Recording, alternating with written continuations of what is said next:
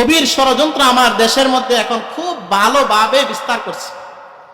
এই যে সুশুন্ডা ইমাম ঐক্য পরিষদ, তারা একটা লিফলেট ছাপাইছে, আজকে আমাকে দিয়ে গেল, যে এখন বর্তমানে আমাদের দাদাদের দেশ ভারতের গভীর এক ষড়যন্ত্র, যে আমার দেশের মুসলিম যুবক বোনদেরকে বিভিন্ন প্রেমের ফাঁদে ফেলে তাদের ঈমানকে নষ্ট করতেছে। এবং এই যে কয়েকটা সূত্র এখানে দেওয়া হয়েছে, যে আমার দেশের মধ্যে কিভাবে তারা আস্তে আস্তে করে আমার দেশের মধ্যে আমার মুসলিম যুবক বোনদেরকে তারা নষ্ট করতেছে। তারা কি বলে এখন বর্তমানে, ফেসবুকে অনেকগুলো গ্রুপ আছে তাদের, সেখানে তাদের মিশন একটাই, যে মুসলিম মেয়েদের সাথে প্রেমের সম্পর্ক করে, রিলেশন করে তাদেরকে বলবে আমি মুসলমান হতে চাই।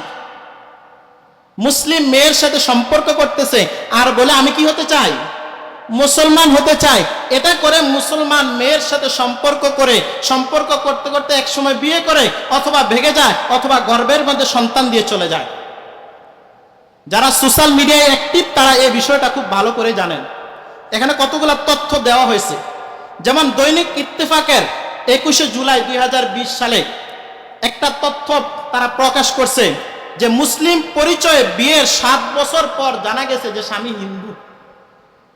বিয়ে করছে, স্বামী বিয়ে করছে যে আমি মুসলমান, 7 বছর সংসার করছে, সংসার করার পর পরবর্তীতে জানতে পারছে স্বামী কি হিন্দু, বাংলাদেশের না, ভারতের।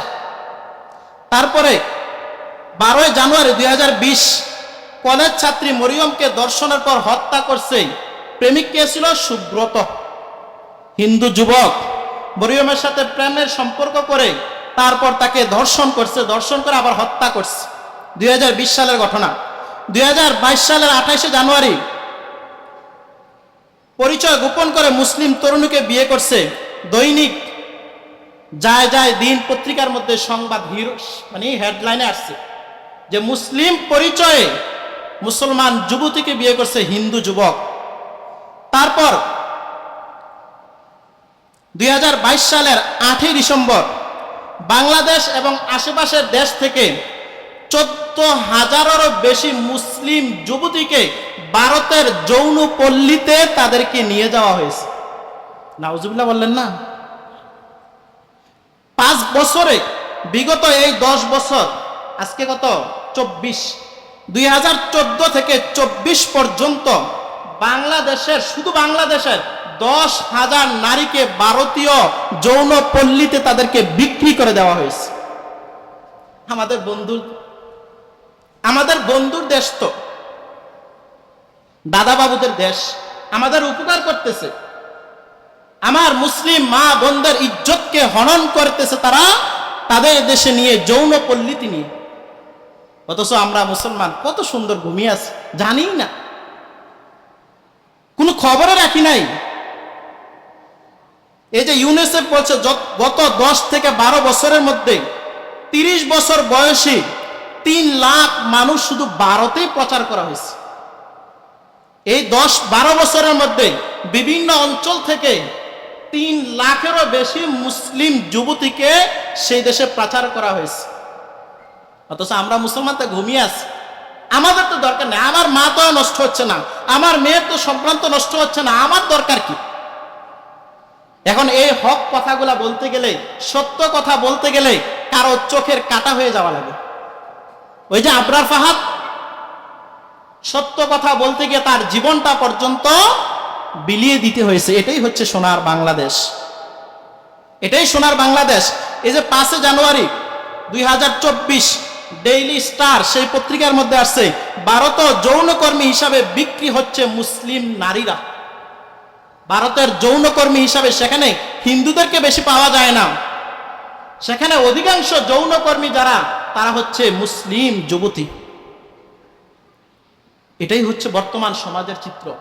তা আর 5 বছর যাক, আর 10 বছর যাক, শেষ তো, আর কি লাগবে?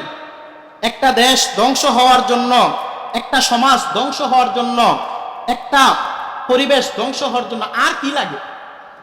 একটা শিক্ষা ব্যবস্থা শেষ, মেয়েরা ছেলেরা ফ্রি মিক্সিং, যার যেভাবে মন চায় এভাবে চলতেছে, রুম ডেট করতেছে, তাও নিয়ে কারো কোনো মাথা ব্যথা নাই। ছেলে মেয়ে একত্রে একই বিল্ডিং এ একই ছাদের নিচে বসবাস করতেছে, বাবা মারও এ বিষয়ে খবর রাখার কোনো প্রয়োজন মনে করে না, অবাধে অবাধে মেলামেশা করতেছে। আর বিভিন্ন নাটক সিনেমার মাধ্যমে তো শেষই। আগে তো এক সময় গ্রামের মেয়েরা অন্তত একটু লজ্জাশীল ছিল, বুকের মধ্যে ওড়না থাকতো, মাথার মধ্যে হেজাব থাকতো। এখন বিভিন্ন নাটক সিনেমার চিত্র দেখে দেখে এখন আর মাথায় হেজাব নাই, বুকে ওড়না নাই, মন যেভাবে চায় এভাবেই চলে। আধুনিক যুগ আধুনিকভাবে চলবে। সুতরাং এই যুগে যদি আসে, আপনার গার্ডিয়ান আপনি, আপনার পরিবারের সদস্যরা আছে, তাদের হেফাজত, তাদের নিরাপত্তার দায়িত্ব যদি আপনি না নেন, তাহলে আপনি এতটুকু আপনি বিশ্বাস করেন যে আগামী কয়েক বছরের মধ্যে আপনার সন্তান আর আপনার সন্তান থাকবে না, তারা সব অন্যদের হয়ে যাবে।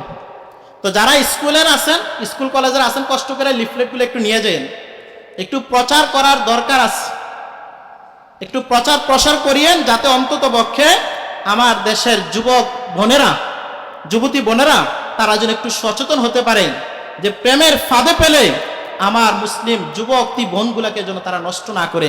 এজন্য আমরা ইসলামকে বেশি বেশি চর্চা করার জন্য চেষ্টা করেন, ইসলামকে জানার জন্য চেষ্টা করেন। শিক্ষা ব্যবস্থা ইসলাম নাই তো কি হয়েছে, আমি নিজে ইসলাম শিখার জন্য, ইসলাম বুঝার জন্য, কোরআন শিখার জন্য, হাদিস শিখার জন্য নিজে একটু চেষ্টা করি, নিজে একটু ফিকির করি। নিজে যদি ইসলাম সম্পর্কে না জানি, এই দেশের শিক্ষা ব্যবস্থা আমাকে কিছুই শিখাবে না।